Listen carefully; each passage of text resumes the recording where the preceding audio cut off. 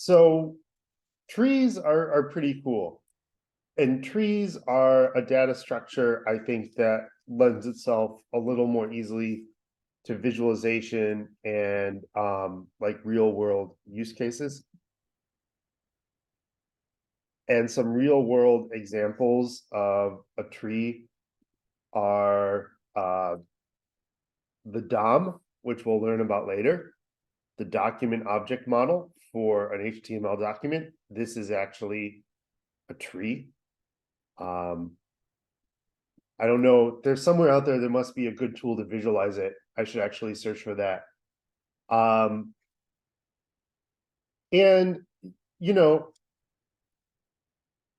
this basic image of a tree, I think, is one that we're all familiar with. You know, there's a family tree, company org charts as a tree.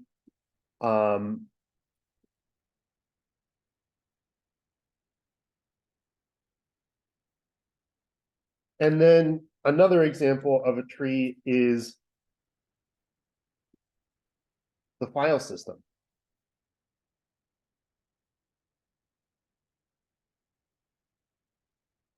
This is a tree structure as well, our directories and files. Trees get used for all sorts of things. Natural language parsing, trees. There's something called a parse tree that gets used for natural language processing, which is like how computers can understand sentences, right? So, you know, whether it's something that we type and then that some piece of software understands, or we speak it and the voice is then turned into text. Natural language processing is a huge deal in machine learning, in AI stuff. So it gets used here all the time, and this annoying pop-up is showing up. A syntax tree has been used in like linguistics for ages to sort of like break down and analyze sentences, again relating to natural language parsing. Trees are sort of a subset of graphs, right? And there's all sorts of like route finding algorithms, like finding the shortest path between 2 points that involve graphs. Like if we wanted to write a program to play checkers, we would probably use a path or a tree. So trees are all over the place. And so it's really valuable to know about, even though, again, we're probably not going to be implementing them directly all the time. But here the real world use cases, I think, are really clear. And there's one particular kind of tree that we're going to focus on a bit more, called a binary tree. And binary here in the sense of two, right? Two things. Or and you see Josh has shared some sort of visualizer. Oh, this is amazing. Yes, thank you so much, Josh. Please throw this in the Slack channel as well. This is exactly what I needed. So an HTML file, when the browser reads it, it uses a tree data structure to interpret it. So, and that's how it like renders stuff and lets us manipulate and interact with it as programmers and as users clicking on things. So you can see here's the root of our tree up here. Here are different nodes. And then these guys down here at the end are leaves, and they're called edges connecting each one. And you can see like each element has all the nested stuff inside it. And those are its children in the tree. So this is super cool. So trees are all over the place. And this is a great example because we can see that this tree, you know, the root of this tree, the very first element here, this HTML attribute. And is this font size okay for everyone? Can everyone see this? Awesome. The root of our tree has 3 children. This element head, sorry about that. This element body, and I am not sure what that text element is. I am not going to lie. The the pound text, I'll have to look up exactly what that is in HTML realm because I'm actually less familiar with that. And what's probably a little bit easier is let's add like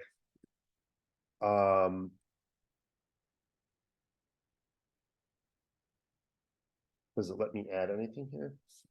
It does, but it's very weird the way that typing works. There we go. Let's add an H2 element.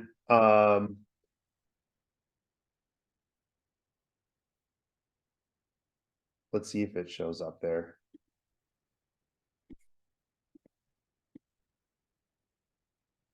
There we go. And here's my H2. So this pound text is a little weird, but we can see this body node of the tree has 3 children.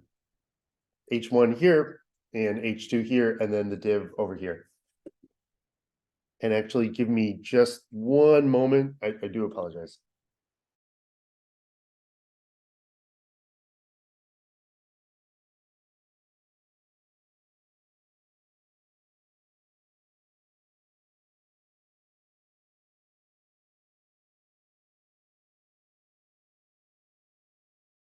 Okay, sorry about that. I had to grab my cough drops. So this is a tree where like we can have as many children as we want for each node in the tree. A binary tree is different in that there's always only 2 children. There's a couple other properties of a binary tree that we'll see in a minute. And I'll share this link in the chat for anyone that wants to play with it.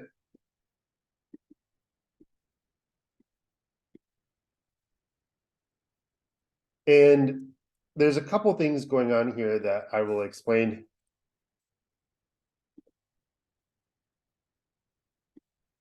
But I just want to get a couple things out on this.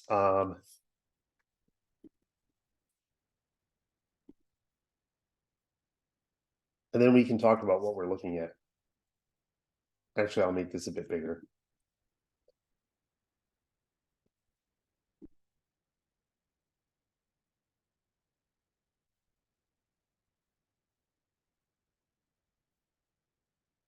Perfect. So this is also a tree. I'll add one more thing just for fun. Let's add 0, and then actually let's add like 500. Perfect. So these numbers represent the value of each node in the tree. But note that here, like each node only has 2 children, and that's where the binary comes in, right? As in 2. So a binary tree, each node always only has 2 children, and there are a lot of advantages to this because it's way easier to write a program to search through a binary tree than a tree with like multiple children. And there are just other nifty things we can do. There's one other.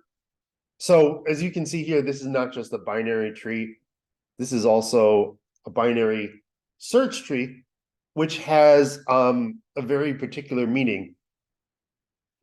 And if you noted, as I add things in here, they don't get added in randomly, right? They're getting added in based on the values of these other nodes. And the idea here is like up here, we've got 74. To the left is everything less than 74.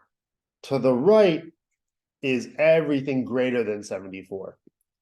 And then over here for 12, it's the same thing where, and actually I should grab my annotation pencil.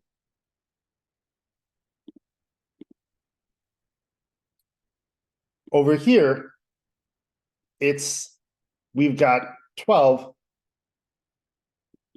but then to the left, everything less than 12. And note that it really depends the order that I put stuff in. Like if I had put, let's actually put 7 in and watch what happens.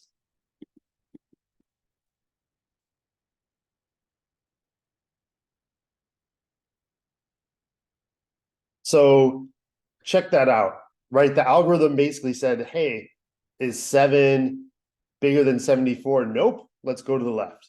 Is it bigger than 12? Nope. Let's go to the left.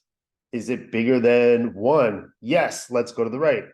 Is it bigger than 3? Yes. Let's go to the right. And so now, if we put in 5, let's see where this goes. Same idea, where we're just, if it's smaller, it goes on the left. If it's bigger, it goes on the right. And this is a really powerful tool because it makes it way easier for us to find stuff. And in fact, we're basically using this data structure to really do most of the work of a binary search algorithm, which is really about when you have a sorted list starting at the middle. If we're bigger than what we want, we go to the left. If we're smaller than we want, we go to the right. And it's very cool. So I have a slide deck that kind of walks through this as well. I'm going to talk through that, but before doing that, I just want to see if folks have questions, or if anyone wants me to insert any values to see what happens and just what's on people's minds.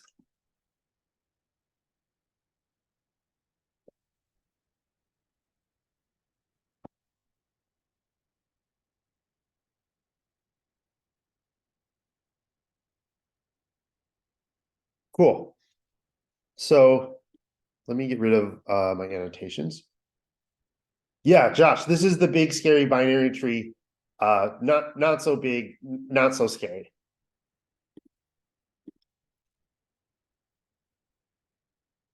The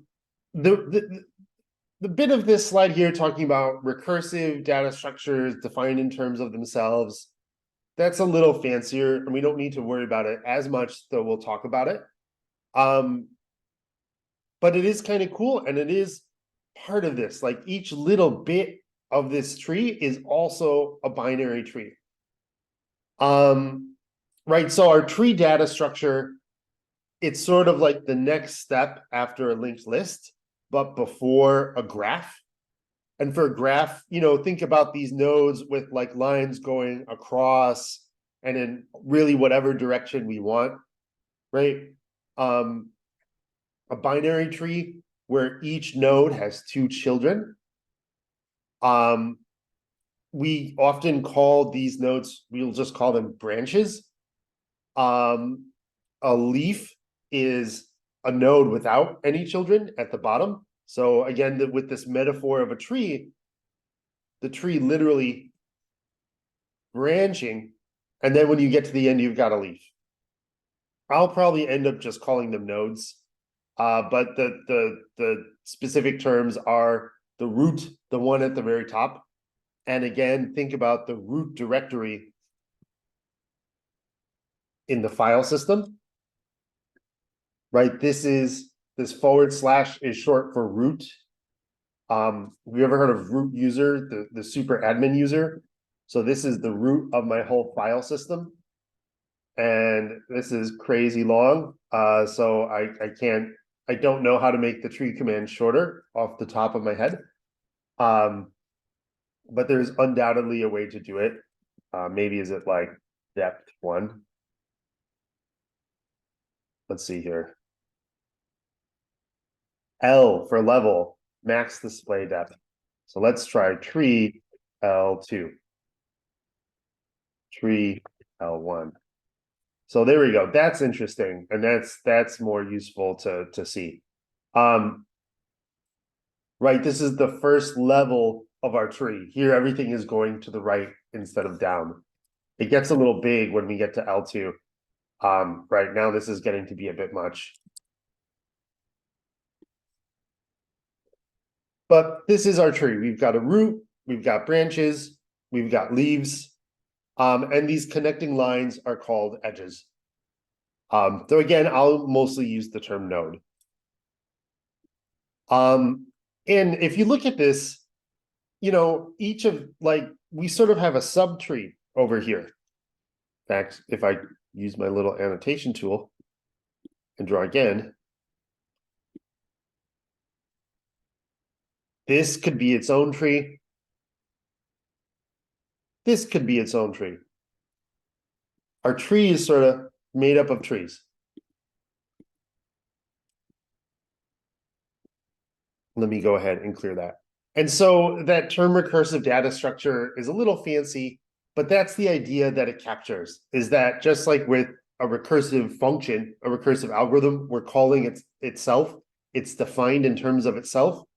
Our tree is made up of other trees, which is hopefully is a straightforward concept. I think it can sound a little bit more than what it is. And it's pretty straightforward to implement too.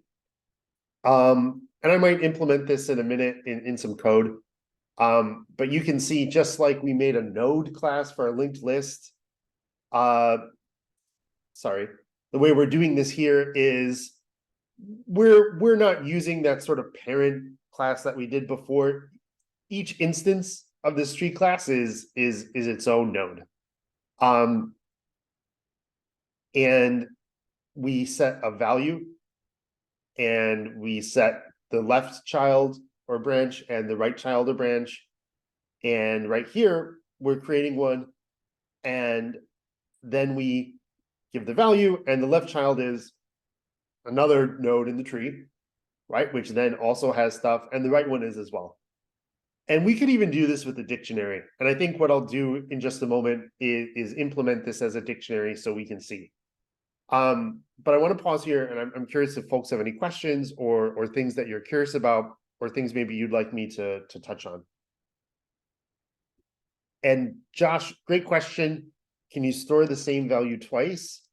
So for a binary search tree where we have this sorting rules, I am not sure. Let's find out. Let's just add 74.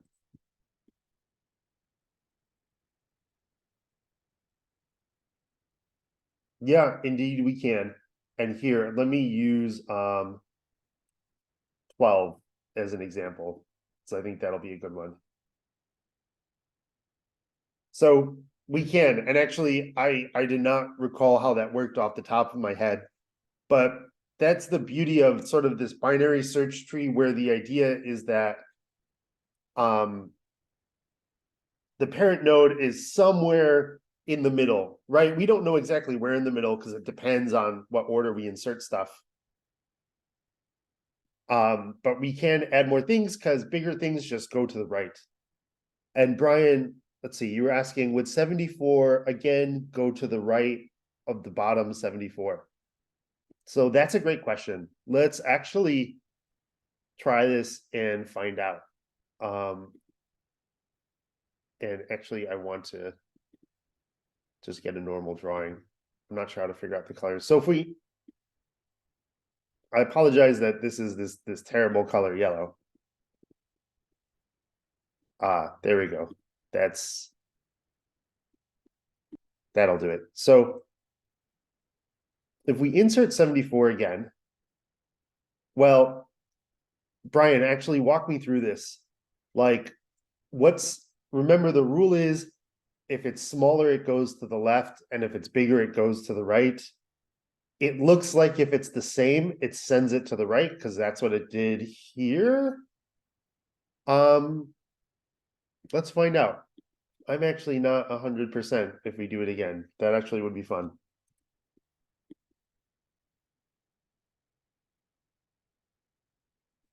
Okay. Awesome. So for this implementation of a binary search tree that's being used on this website, they decided the rule is, if it's the same, put it to the right. So you were totally right, Brian. Great question.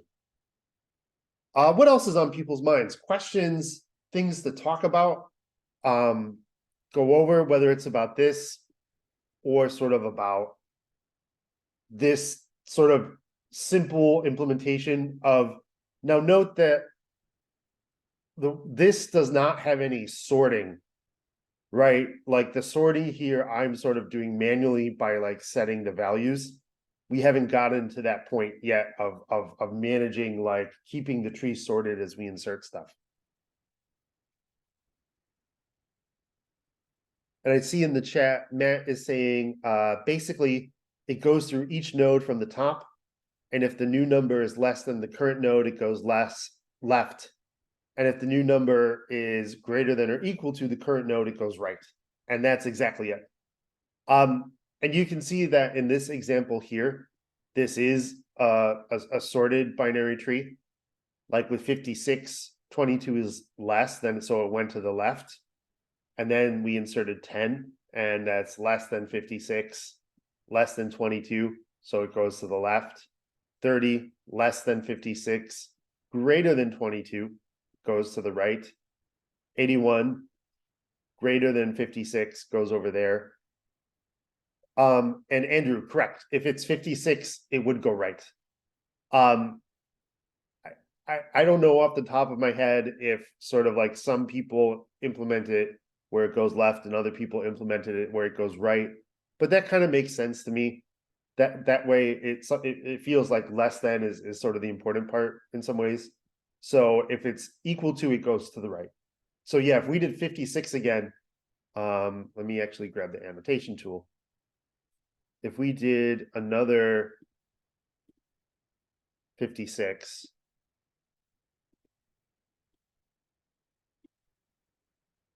it would go here. It's less than 81, so it goes to the left.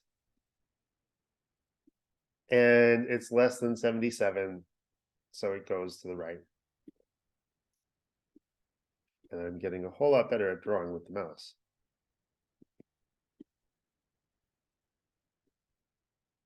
And then if we did another 56, same thing, except when it gets here, our rule is greater than or equal to, so it would go to the right.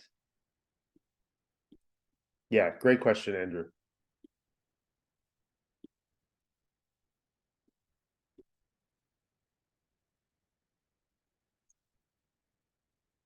Yeah, and Robert, if I do 56 again, and in fact, I think it's easier, I'll just use this, because here's 74, right? And I've done 74 once, done 74 twice.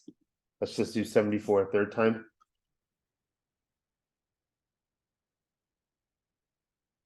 It just keeps going to the right.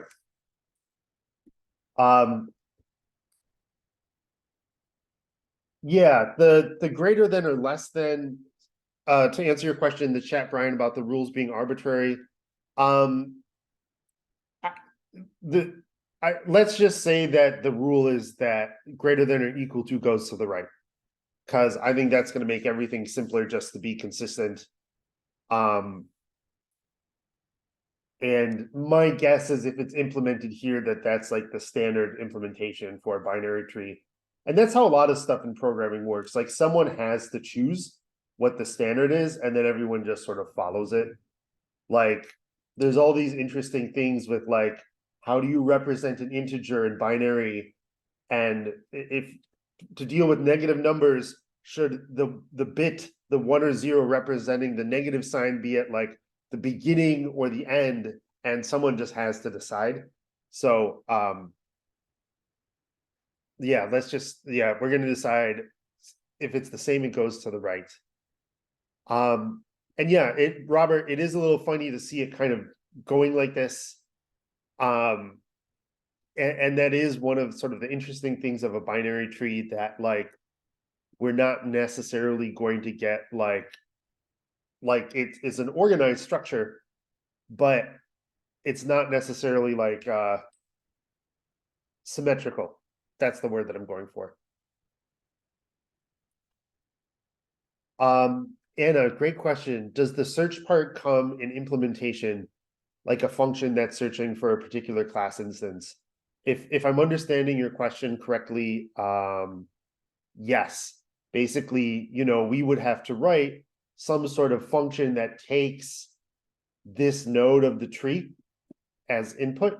And actually, to go back here, some sort of search function that takes my tree as an input and says, if value equals what I want, I'm done. If value is less than what I want, let's look at the left child, right? Like binary tree dot left or right. And I think we'll implement that a bit later.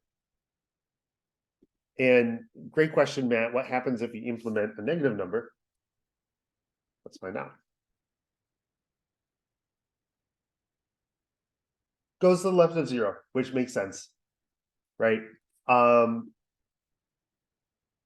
Since negative integers, they're just integers too. Though I would have.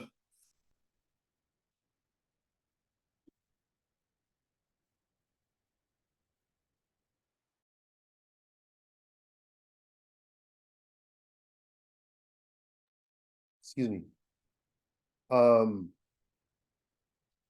I am a touch surprised that negative 30 is here and negative 1 is here, because negative 1 is greater than negative 30 unless I've totally lost my mind.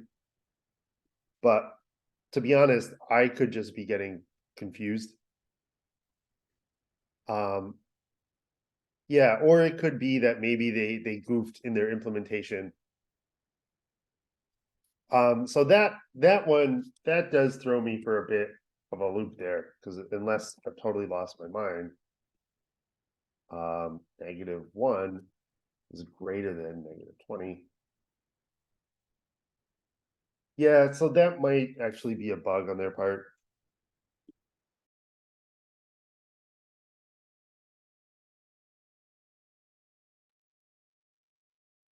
No, Matt, great question. Great question. Oh, John, I love it. What happens if we delete 3? Yeah, we should totally be using the deletion here. That's a great call. Let me get rid of all of my annotations. So let's see, where is 3 in here? There it is. So here's 3 now. John, yeah, let's just delete it and watch what happens actually, and then we can talk about what happened.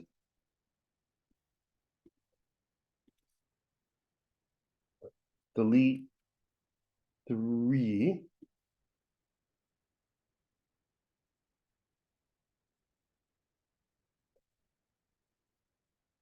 And actually, not that much, right? So is this still following the rules of the binary tree? Is everything to the left of 1 smaller, and is everything to the right of 1 greater?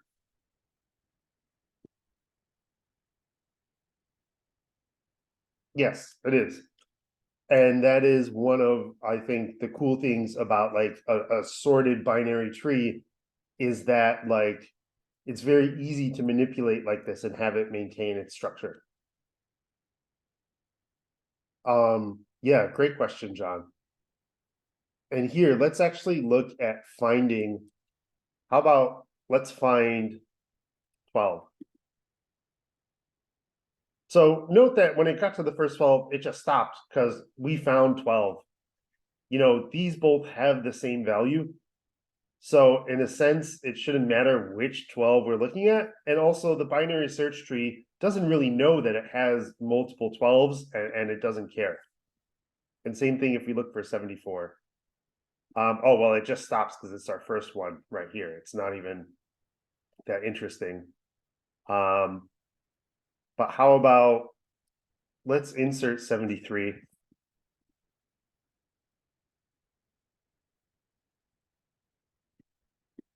Let's search for 73. And you can see that it's pretty much the exact same process to find something as it is to insert something. Like if I want to find 90.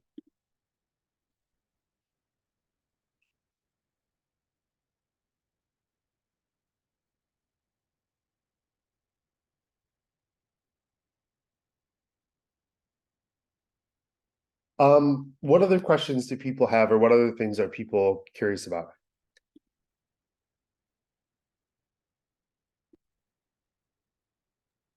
If you delete 74, does it assign the root to one of those numbers on left or right, or does it just create two trees out of those two nodes there? That's a great question. Let's find out. And I think this is where it might get a little trickier.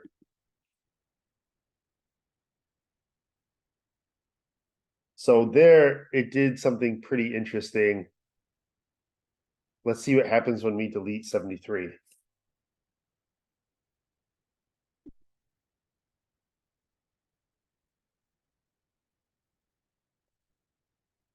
Um, I think what it's doing is, yeah, it's searching for the closest number.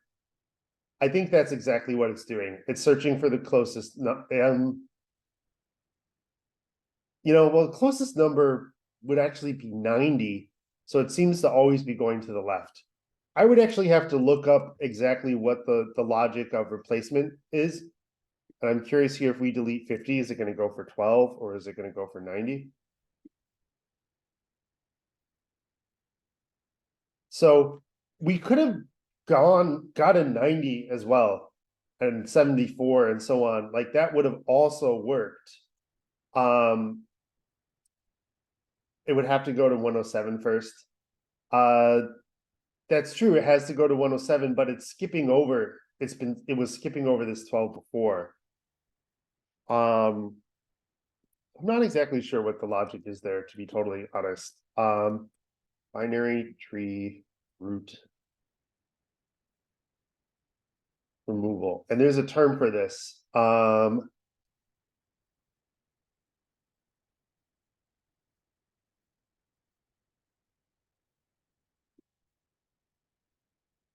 Yeah, I'll find it later and share. Can I add a string? I don't know. No, I don't think this one lets us do strings. Um, and it would, let's see what it did. It like converted that to some sort of ASCII character, or just did something not, you know, it doesn't understand that that's a string. Like if I do Z, I don't think that's gonna show up anywhere meaningful. Oh, well, that's interesting. I suspect we're seeing conversion to ASCII character values there. Um, and the reason that we can't really do strings, maybe if I deleted everything and started from the top, but the whole point of this is we have to be able to do a comparison of values. So for this binary search tree, we do kind of need all the stuff that the tree stores to be the same kind of thing. Otherwise, comparing it becomes meaningless, right? Is Z greater or less than 12? Well, yes, we can convert Z to like its character code, but that doesn't help us in any sort of meaningful way. Great question. Josh, 1 million. Okay, let's do that. And then I might add the comma so I don't lose track.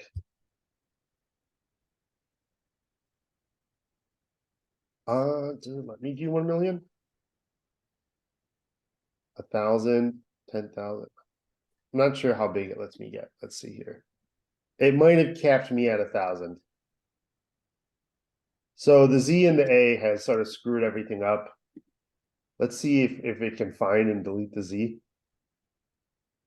Yeah, so yes, we can add, characters, but we're really not supposed to be doing that. That's not really how the tree's working. Brian, I see your comment, but we've got, I think that adding the characters, the strings is not helping us understand binary trees, because this one is clearly meant to hold integers. If we wanted to hold strings, we could, and then we would just use, right, a different comparison logic. So this is how we can implement this pretty straightforwardly with the class. We can even implement this with a dictionary as well if we wanted to, right? And in fact, if we have nested dictionaries,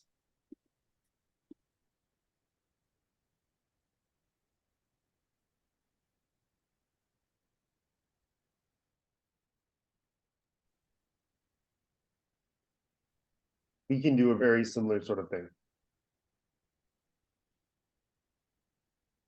Like I can do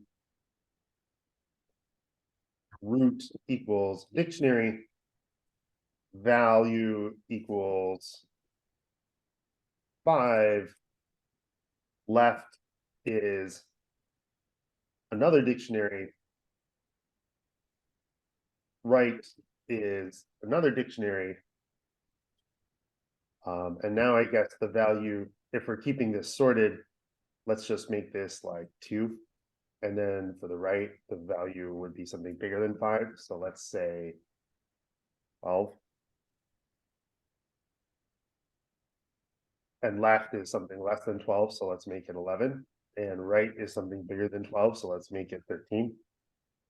And left is something less than 2, so let's make it -5. And right is something bigger than 2, so let's make it 4.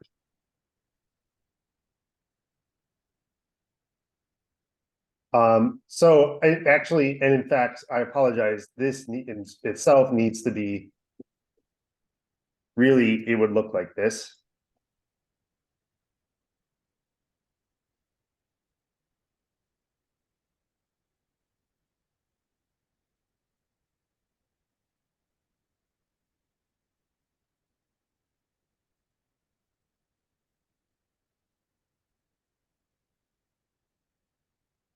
And then same thing over here.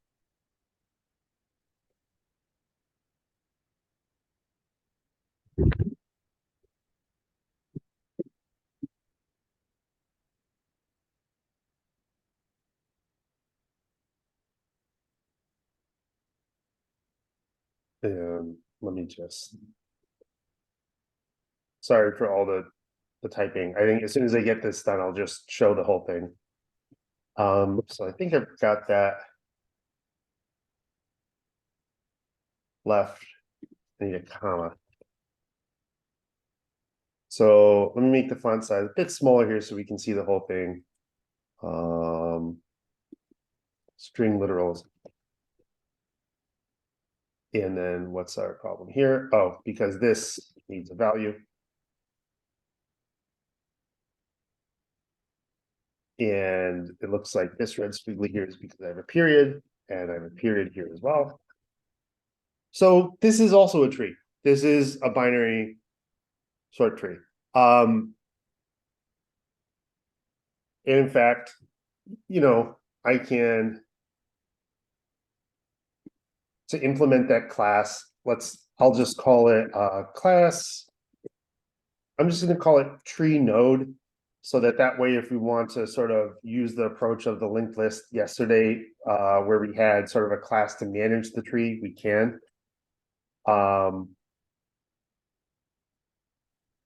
So self, value, left, right.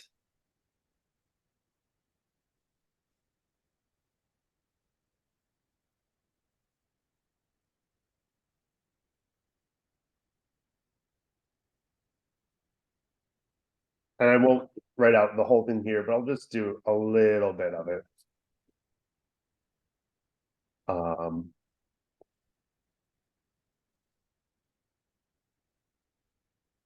Right.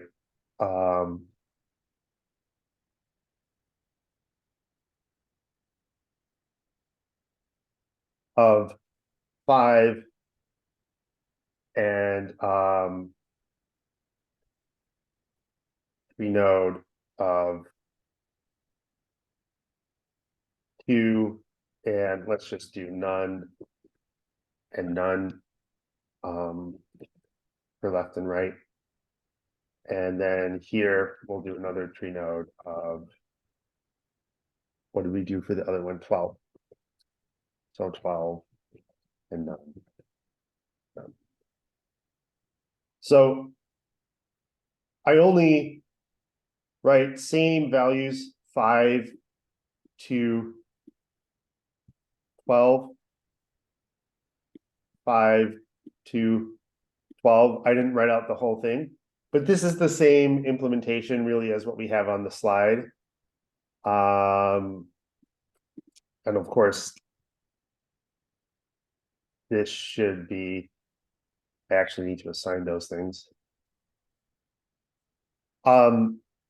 So we can use a dictionary pretty much as easily. I think a class is a little easier because you can work with it. You can add utility methods like printing and stuff that can be helpful, but you can implement it either way.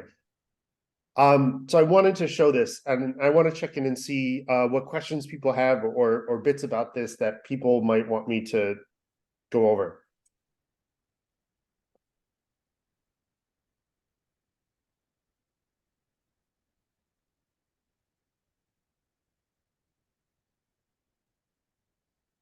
Why did you make the tree node? Say that again, Josh. Why did you make another root? Yeah, I just wanted to show there's more than one way to implement the tree data structure. This way here on the right, I'm using a class. This way here on the left, I'm just using dictionaries. Or Yeah, and what I haven't implemented yet is what we had yesterday with the linked list, where there was like that other class to sort of manage it. Or here, we would have to write a function, like add branch to tree or add node to tree, because there's not a lot of value in doing it just manually typing out the whole thing, because we're going to want to be able to like have a program that adds stuff to it and finds stuff and so on. But just to show what the basic structure looks like and the basic building block. And Anna, yes, what's up? I was just wondering, does the order matter? Like as far as the left and right, like since for like tree node, we didn't label one branch as being left or right. Like, is there a normal order that goes in? The order of which part of the order here? Like the order of the branches, like, because that would be the left branch coming first and then the right. Like, would that be something that we would label later? Correct. You mean that like this is our value, this is our left branch, and this is our right branch. And does it matter if this is on the right or on the left? You're muted there. Yes, that's what I was asking. Got it. Okay, that totally makes sense. It matters if we want the binary tree to be sorted. If we don't want it to be sorted, then it doesn't matter. These examples are both sorted. Most of the binary tree examples we'll see will be sorted. But for like the most basic implementation of a binary tree, we can totally have an unsorted tree. And it doesn't matter. Most real world use cases do some sort of sorting because that's a lot of the value of a tree. Though like a file system, or the DOM are good examples where sorting doesn't happen. But if we want our tree to be sorted like it is here, with the smaller stuff on the left and the bigger stuff on the right, or over here with the smaller stuff on the left and the bigger on the right, then yeah, it does matter. And what I haven't done here is written, a method or a function for inserting something into the tree in like a sorted fashion. So that's our next step, if that makes sense.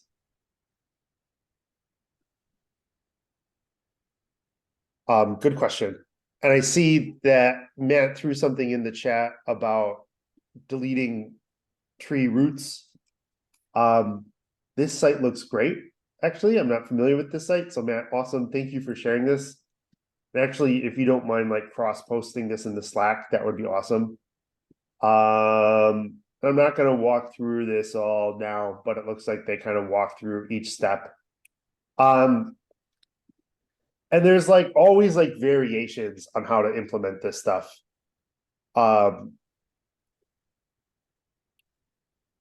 So there's kind of like how we saw, like if something is the same, we're just going to put it to the right. Like for some of these things, there's like variations and there's multiple ways of implementing. We've been going for a little bit, so why don't we take a 10-minute break? Oh, after a couple more questions, and then we can continue. Brian, would it be practical to even have a string method for something like this? What do you mean by a string method?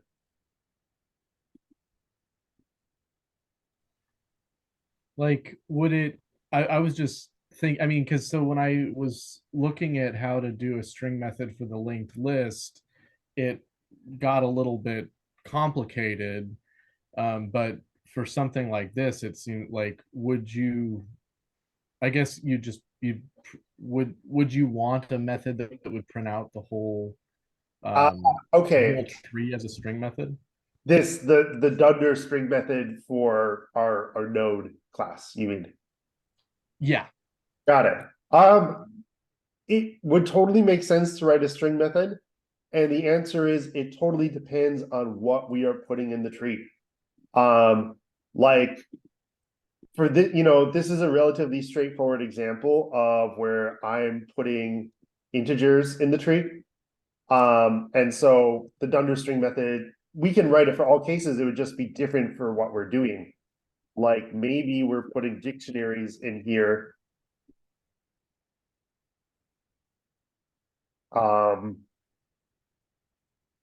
And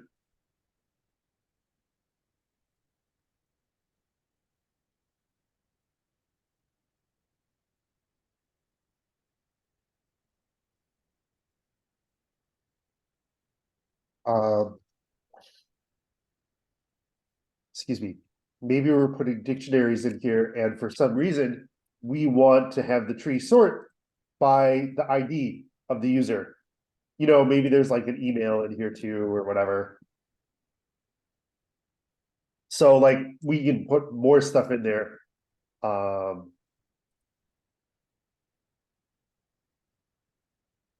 Right, and so in this case, we totally still can write a Dunder string method, it's just gonna be different. So yeah, I think it totally would make sense to write a Dunder string method, and the implementation of that just depends on like what we're putting in the tree. If there's not like a one ring to rule them all kind of situation here, it's always just gonna be situation to specific to like, what is this tree for? What are we putting in it? What's useful to see in that string method? And Matt, great question. Is this binary tree data structure typically sorted? Yeah, I would say yeah. For like a binary tree, that's kind of like a lot of its value is the sorting. And that's like a lot of the classic like learning stuff that you do with it. Databases use them. There's an article that's one of the assignments that actually walks through a lot of real world use cases by someone who was like a software engineer at Uber, talking about how like trees and other data structures are used. Why don't we take a 10-minute break, and then actually we will keep on going. And actually, what do people want to do?